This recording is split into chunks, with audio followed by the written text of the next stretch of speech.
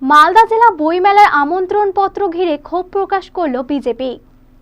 উত্তর মালদার বিজেপি সাংসদ খগেন মুর্মুর অভিযোগ, বেছে বেছে তৃণমূলের জনপ্রতিনিধিদের ডাকা হয়েছে, বিরোধী দলের জনপ্রতিনিধিদের ডাকা হয়নি।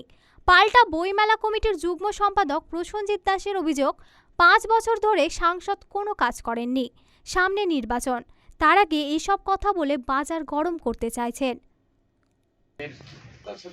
মনে হচ্ছে এটা পার্টির একটা কর্মসূচি, সরকারি টাকায় খরচ হবে বইমেলা, সরকারি টাকা খরচ হচ্ছে বইমেলাতে।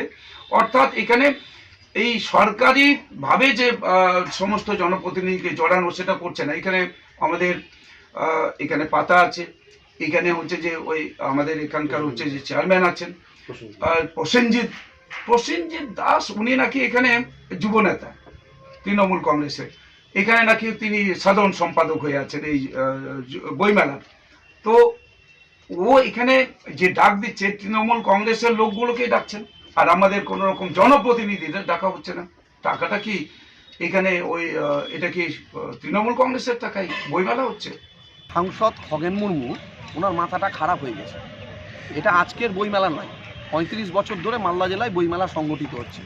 রাজ্যের মুখ্যমন্ত্রী মমতা বন্দ্যোপাধ্যায়ের অনুপ্রেরণায় এই বইমেলার আকার দিনে দিনে প্রচুর বৃদ্ধি হয়েছে। আর বইমেলাটা শুধুমাত্র রাজনীতির জায়গা নয়, বইমেলায় বইপ্রেমীরা যেমন আছেন, পাঠকেরা থাকেন, এখানে সাংস্কৃতিক কর্মীরা থাকেন, সকলের বইমেলা। শুধুমাত্র রাজনীতি করার উদ্দেশ্যে এই ধরনের কথা বলা তার উচিত নয়। 5 বছরের বেশি সময় ধরে উনি সাংসদ আছেন। মালদা জেলার একটি লাইব্রেরিতে তার সাংসদ এলাকা উন্নয়ন তহবিলতে কোনো অর্থনৈতিক সাহায্য করেছেন? একটি ছাত্রছাত্রীকে বই উপহার দিয়েছেন কোনোদিন? শুধুমাত্র রাজনীতি করার জন্য ভোটের আগে এই সমস্ত কথা বলছেন।